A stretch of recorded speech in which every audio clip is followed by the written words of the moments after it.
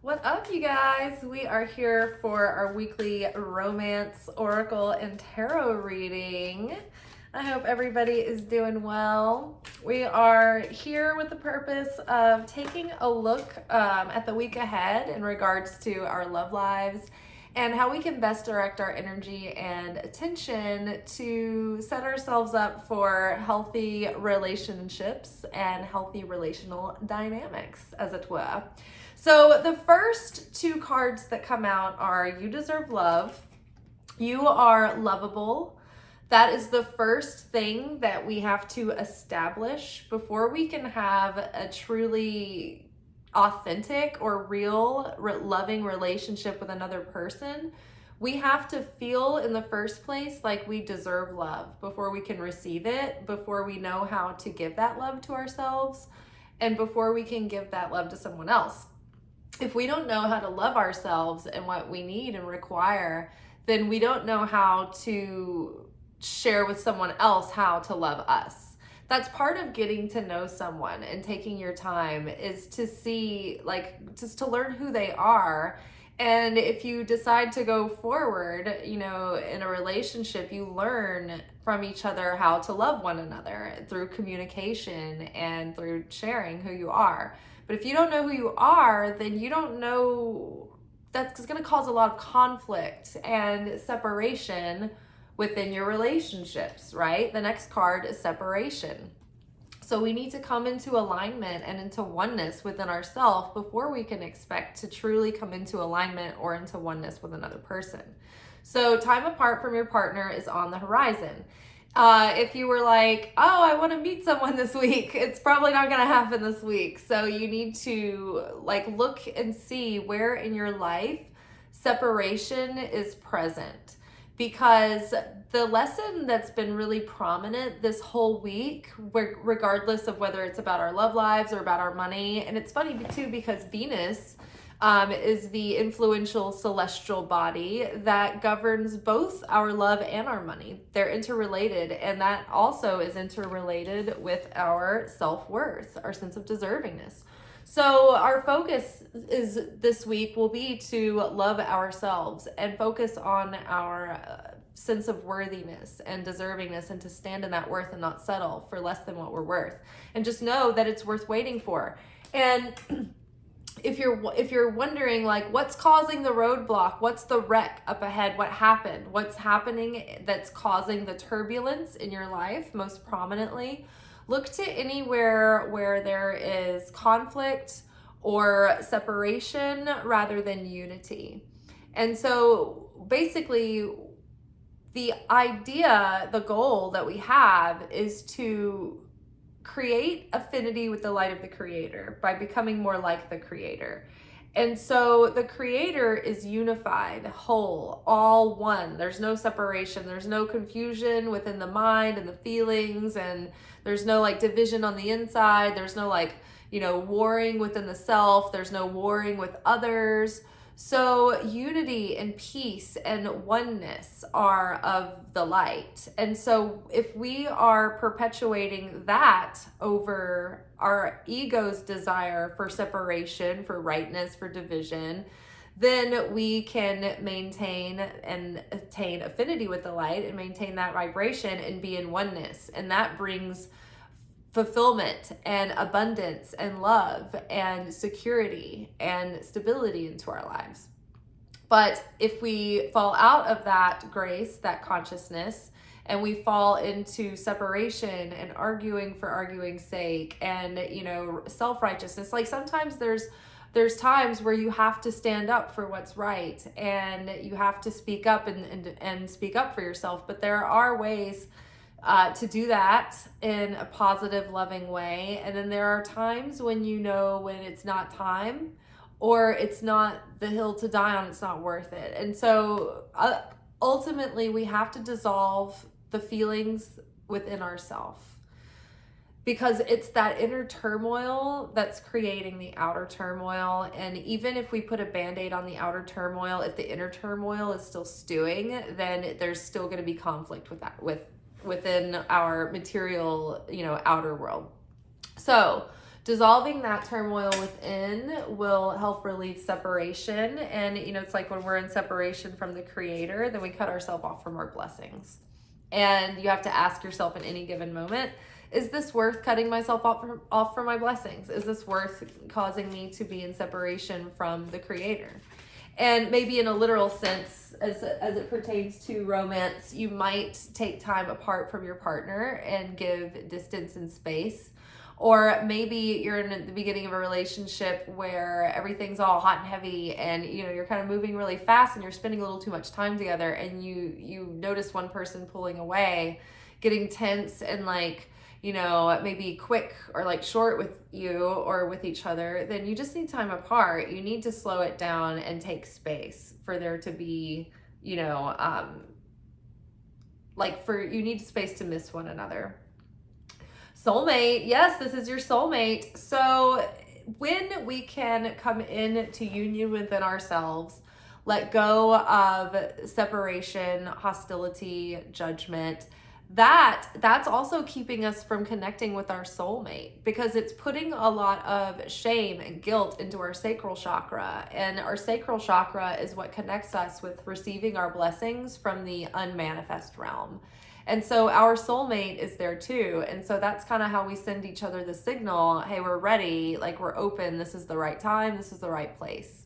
Now, it's not that we have like one person that's going to be that person and that's it forever and evermore, because people have free will. And so there's like levels of people that resonate with us. And a soulmate level relationship is one where you can meet that person who's ready for you, who's equally yoked, who has this thing, you know, you have things in common, you have a common vision, and you have shared relationship values, and you have a common and compatible vision for life together. Compatibility is worth more than chemistry. Chemistry for me is a deal breaker. I have to have that, but also compatibility is also like a deal breaker, because no matter how much chemistry you have, if you're ultimately not compatible with timing or goals or values or what have you, those are core things that are going to make it a no-go eventually, right? So really getting clear on what your needs are, so that you can have a set of criteria to stand by when like you're more attractive, people are going to present as options. So it's up to you to discern and say yes or no, and you know what to focus and who to focus your energy and your attention on. And it's like, okay, is this a person who can be like an equal? You know, are they going to want to grow with me and build with me? And do this as a team? And are we whole on our own and enhancing one another? And would we be okay if it didn't work out? Or is there some sort of like neediness and codependency involved, you know, in the situation? So those are all things to think about when calling in your soulmate. And also, if you're already in a long-term relationship with someone you care about and you feel that you are not at that level of a relationship, you can become that level of a relationship within a relationship if you both want to. And it's not because you're changing the other person. It happens like you can double down on your own spiritual transformation, and that can spontaneously help your partner up level. But again, it takes both being enthusiastic and willing, not just you energetically forcing your projections onto others. So you have to be really careful about not only staying in your own lane and being cosmically sovereign within yourself, but also honoring others' autonomy and cosmic sovereignty as well. And so a soulmate level relationship can come together, and they can be, they know that they connect to source for their fulfillment, but they can also be open to giving and receiving and having their needs met together. But they're not like completely dependent on that. You know, they can stand on their own 2 feet, and they have to give, not from an empty well, but from somewhere overflowing. All right, and then one last romance oracle, and then we'll clarify with the psychic card, the tarot of the psychic card by John Holland. It's a hard one to say. Past life relationships. You have known each other before. So past life relationships, sometimes they come back around. Sometimes we have these soul contracts that play out like life after life after life. So someone could be coming back that's familiar, and it's a soul contract to play out. Right now you've been in separation, but when you have achieved this level of readiness of knowing that you deserve love, then maybe the two of you are going to meet, soon. Maybe the time has come, and the preparedness, and so maybe that's coming soon. But don't be looking over your shoulder for it. Just be prepared that that is a possibility. It could also be that this is literally someone that you've known from the past in this life, that maybe there was a soul contract there that you're either like coming to the realization of it all now, or like what it all meant, or maybe there's some things that are unresolved that maybe this person might circle back around. I don't know. I don't like to get too predictive about literal things, because everything is changing according to like how we show up in the present moment. And really, as spiritual students, it's like the goal is to just always be actively seeking how we can transform, and how whatever is reflected to us on the outer world, how does that inform our own transformation? When we start projecting on others how they should be and how we want them to change, it's like it gets into like egoic territory. And when we start predicting things and trying to like control the situation, that's in egoic territory too. So ultimately, we just know and realize that, wow, being in cosmic alignment on that divine path that's been laid out for us is going to be ultimately the most fulfillment. And so in order to be in alignment with that path and start merging with it and attracting it magnetically, is to become that authentic self within, that exalted version of you, the human being, both divinely human and humanly, animalistically human, meeting in the middle and balancing and integrating them both in your wholeness, and having that ability to tune into source and then have this outward expression of that, the union of that masculine and feminine within, the spiritual and the material. It's like that's that embodiment of the higher self. And so that's what the aim is at any given time. And so we don't want to control the world. We want to realize that that's an illusion, and that the world is an illusion, and that when we understand that the illusion is a simulation, almost like a game, like a video game, and we understand our role within it and the rules and the goal of the game at each level, then we're like, oh, okay. So work on the self, allow others to have their own free will, and what's in alignment is going to present at the right time. And in the meantime, as we're working on ourselves, we're not taking any kind of panicked action. We're patient to let the space be there, so that what we fill that space with is the ultimate, like, divinely guided thing. And so we can take our time discerning that. And we don't have to be closed off. And we know how to keep healthy boundaries that allow for people to like be gradually let in as we get to know them. But just because someone might seem familiar from a past life, it's not an indication to like go light speed ahead. We still need to take our time in this material world in order to truly appreciate who we're getting to know. And it also shows that we appreciate and respect ourselves, because we've taken time to cultivate our feelings and our thoughts and our world. And so before we just let someone come in and turn it, inside out, we're going to vet who that person is, that we're going to say, okay, are you a soulmate level person for me? Could you meet that criteria? Does my soul feel that this is like a yes? Or is it my ego wanting this? Okay, you deserve love. Let's see. What do we need to know about that? Take the lead. Oh, wow. So this is Three of Wands. Three of Wands actually came up in today, Thursday's daily pick a card reading. And so as it pertains to our love life, it's like, okay, we've done some healing and we've done a little bit, like we're in the beginnings of a new cycle of rebirth, and we're kind of learning who this new self is. So we're kind of getting ready to step out of our comfort zone. But it's going to be up to us to have the vision of what we want for this next chapter of our love lives, and be able to take the lead in that in our lives, and make discerned decisions about who we allow in to take that journey with us, and who we are going to send on their way. And, not everybody's going to make the cut, obviously. So we have to be choosy. So that's why we have to know who we are and where we're going. We want a map before we just set out on a journey, into like if you were going on a sea voyage, you would want like coordinates and supplies and a plan. You don't want to just go wandering about with no idea of where your next like point of port would be to re-up, right?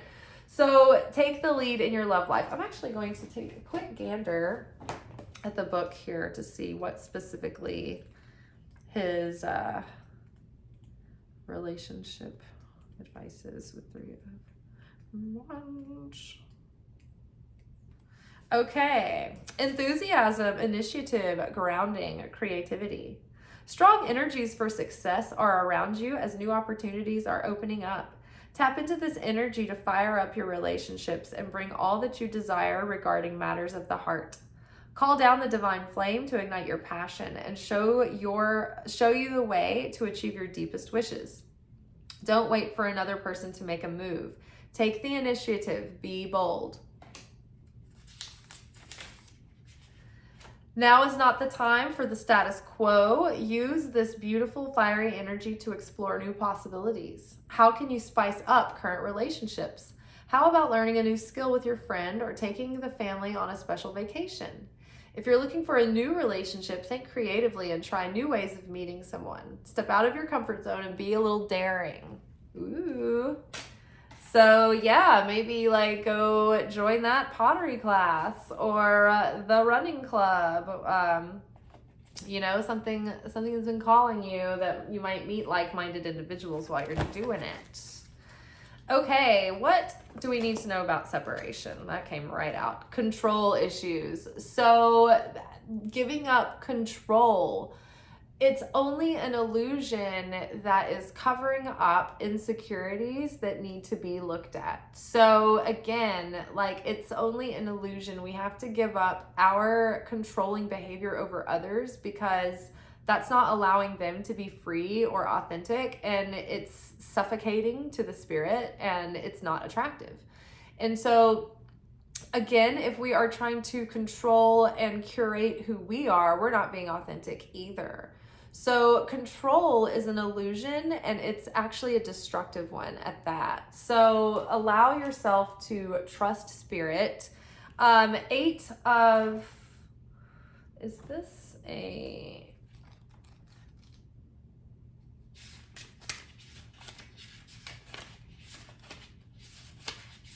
Okay, it is a major arcana.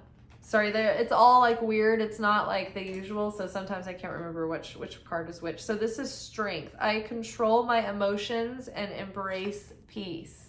So controlling those triggers within, learning how to soothe and heal them and reprogram them, so that you're not expecting everyone else to control themselves, so that you're not upset, so that they don't upset you, so that they don't step on your, overly sensitive toes that might be tied into trauma, right? And we've been discovering recently, or that's been part of our extracurricular activities, is looking into, if you had, even if you don't think it was a big deal, if you were in an emotionally overwhelming situation as a child, or, things were overwhelming and you couldn't process it, you could have had childhood trauma that you have sustained childhood post-traumatic stress syndrome from that might be playing out your nervous system, right?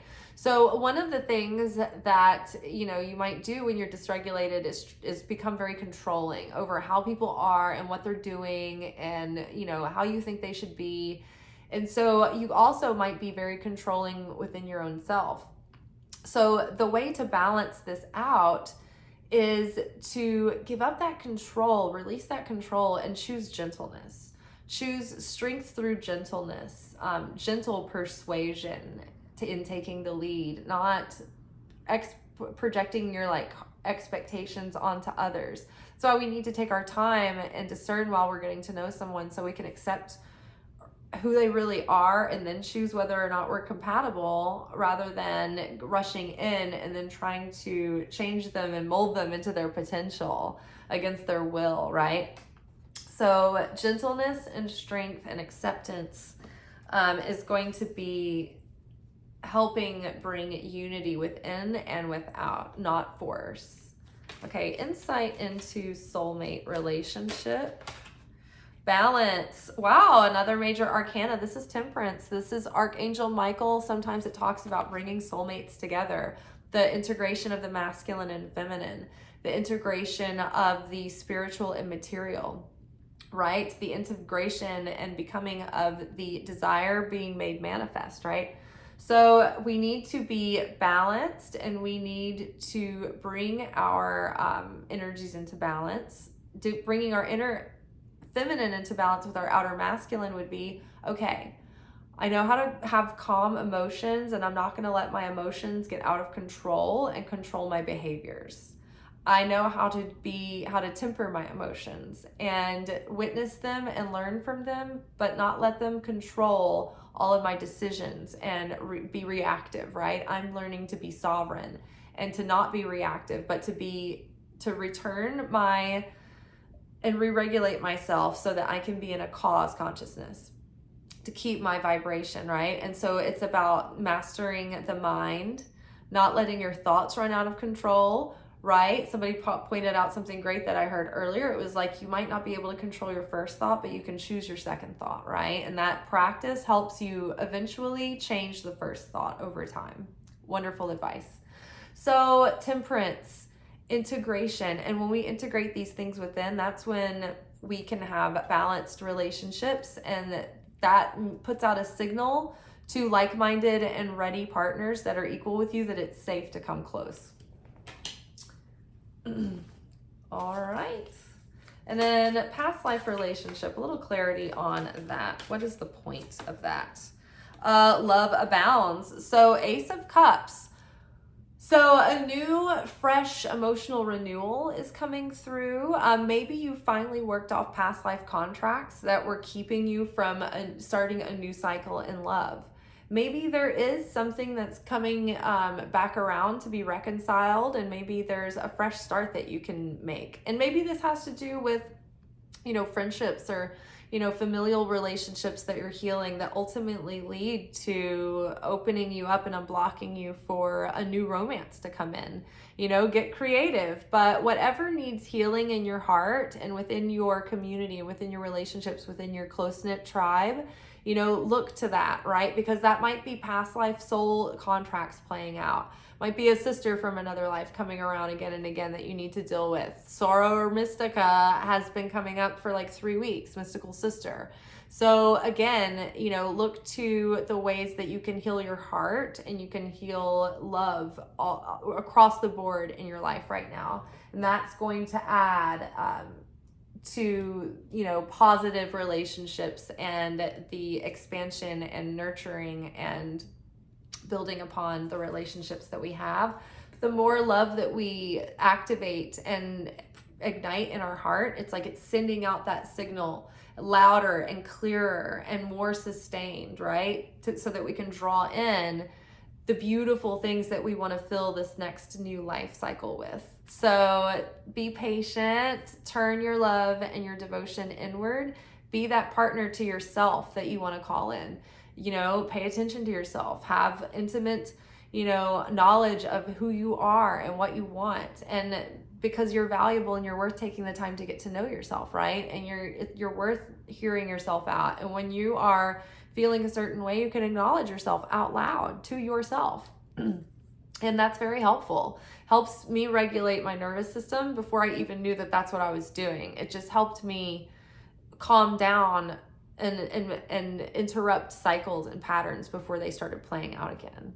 And our neural pathways are just another layer of, garden to tend to in order to set us up for a clean slate next time around. All right, y'all. Well, that is what's going on in our love lives this week. So put the love back on yourself because you deserve love. And that's the number one thing that's going to help resolve everything and bring it all together. All right, y'all. Ciao.